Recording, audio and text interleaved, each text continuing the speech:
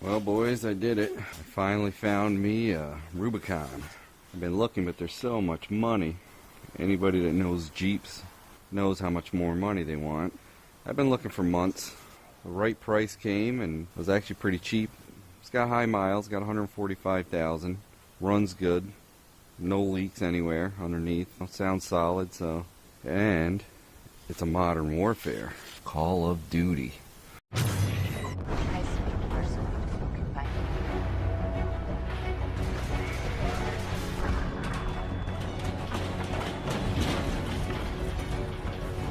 Now, I used to be a gamer. I used to game a lot. First thing it needs is tires. I took it up on a trail behind my house on my property and it hit the mud and just filled them tires right up.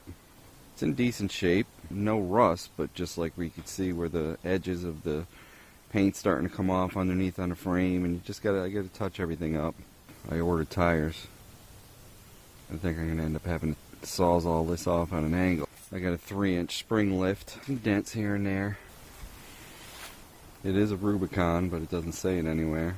I think I might end up putting a little carbon fiber thing right there. These are steel. It's got a winch hole, but I guess you got to buy a special winch plate.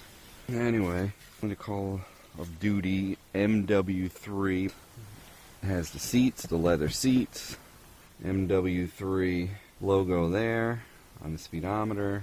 It's an automatic 5-speed. Someone stretched the hell out of these like a wizard sleeve. Very nice. Top is a little scratched up. It has the floor mats, as you can see. Also has this mat, which can be reversed. But it looks like they didn't reverse it. Got my sub in there already. Got my chainsaw in there already. Got my jack in there already. The new motor has a lot more power. Someone slammed something on there. And someone slammed something on there.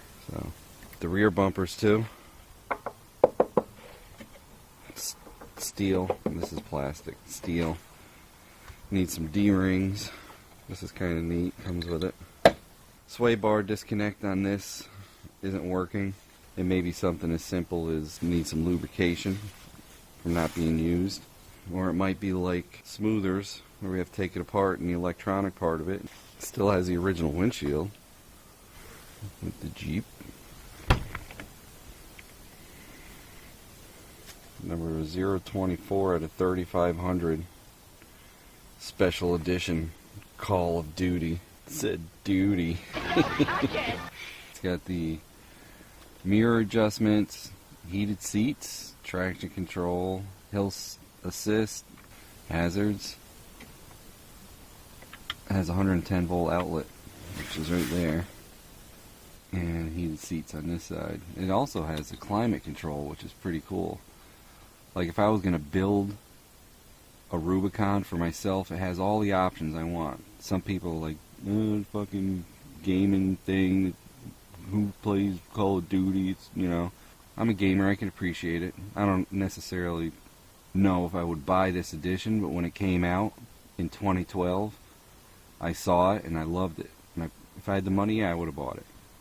Okay, yeah, I would have bought it. Anyway, climate control. Comes with the Uconnect with the GPS.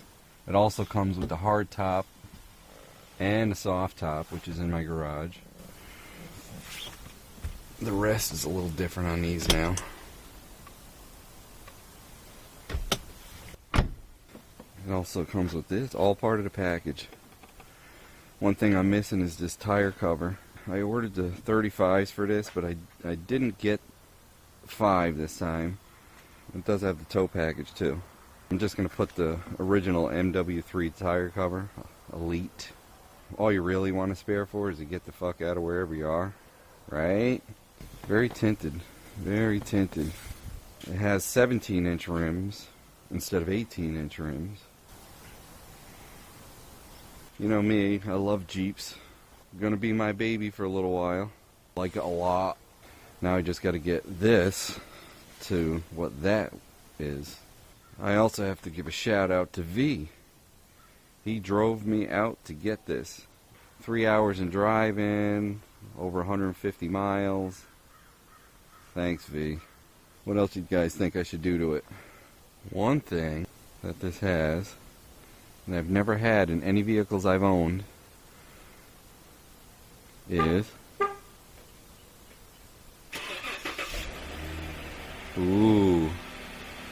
remote start. Nice and quiet, dry start. You know when you're looking at a car and you start it up cold, you gotta listen.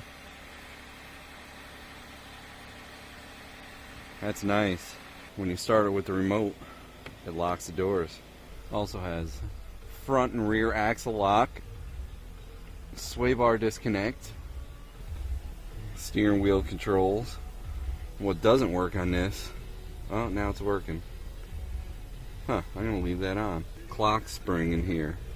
After doing some research, it said the clock spring, with that many miles, I would assume that's a correct analysis. I doubt it's the switch itself.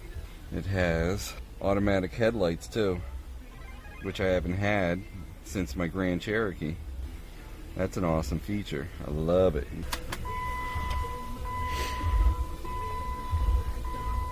It's got the navigation. It's got the AM/FM satellite radio. It has a hard disk. I'm gonna have to load that thing up. Voice commands, which is kind of cool too. I haven't seen what kind of media this will accept yet, and it has an aux in even. But it does have a disc player. A lot of cars today, they don't give you a disc player. Wonder if this thing will play movies. I have to try that. Tilt wheel. It does have manual seats. It doesn't have power seats.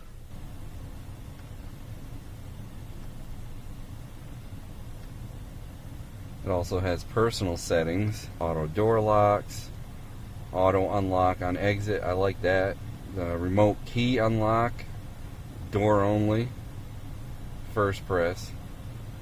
You know, you could do, and then 2 of course opens them all. Lock with horn, who cares? Flash lamps, who cares? Headlight delay, off delay. 30 seconds. What else is there for an option here? I'll leave it. Headlamps with wipers on. Key off, power delay. I set it to 10 minutes. You ever go someplace, you shut the car off, your radio still stays on until you open a door. But even if you want to just sit there and you don't put it on accessory and you want to just listen to the radio because you're waiting for somebody, I have it so you could set this to maximum is 10 minutes. You could turn it off, 45 seconds, 5 minutes, 10 minutes. I think that's a kind of a neat feature.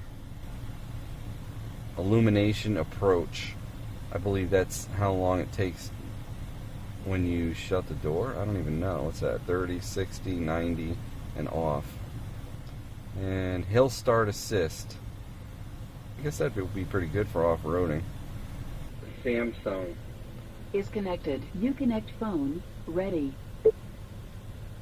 Text messages. Do you want to read or send messages? Let me see. No, I don't want to do that. 12-volt outlet. Keyed. There's a constant on outlet in here, which can be changed because this power outlet is the same as there's an outlet in the back, also 12 volt. There's a fuse in the front that you can switch to have it keyed or on all the time. I keyed it because I put my subwoofer in the back and I want the switch to pick up and turn the amp on. So far the cons on this right now are the lift and the tires. And that's about it right now. Everything else is a pro. I will take the Rubicon MW3 for a little test drive here. Judging by the steering wheel, it looks like it needs an alignment. And the chopped cup tires that are on it. Once I put my lift and my bigger tires on here, I'll take it for an alignment. The leather seats are a little softer than what's in my Sahara. This has a cloth insert with the leather outside, so that probably would have made a difference. Of course, you have the manual shift here. That's 1, 2, 3, 4, 5, and drive. The shift points are really nice, which is surprising. Stock shift points are normally lethargic. I think they did pretty good. I did notice when I used the axle that you have to be in low for it to work, low four-wheel drive. I heard that if you buy a programmer, you can program it out so you can do it in high too. Same thing with the sway bar lock. I thought if I turn off traction control it would allow me to set those, but it doesn't. I'm transferring all my micro SD card that was out of my Android radio in my Sahara 08 into this, and it's only at 5%. It's been about 5 minutes, and it's going to be a while. I'm surprised when I plugged my Android phone into it and didn't pick it up and ask if I wanted to read media through the USB. Maybe if I change the settings on the USB of the device of my Android, it'll pick it up. I've owned every different type of vehicle you could think of, but by far my favorite is the Jeep Wrangler. Another con, although I like this hood, I like the shape of it, it's going to hold water, and I wondered why they never put any kind of louvers or air vents in these. I'm going to have to search online to see whether I can find something that I could put in there. I think it'd look better. Ready? There we go.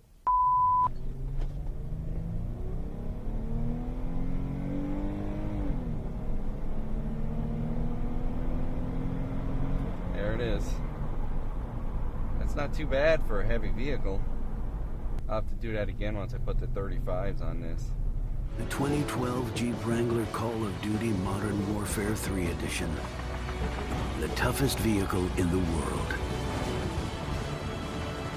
Any world.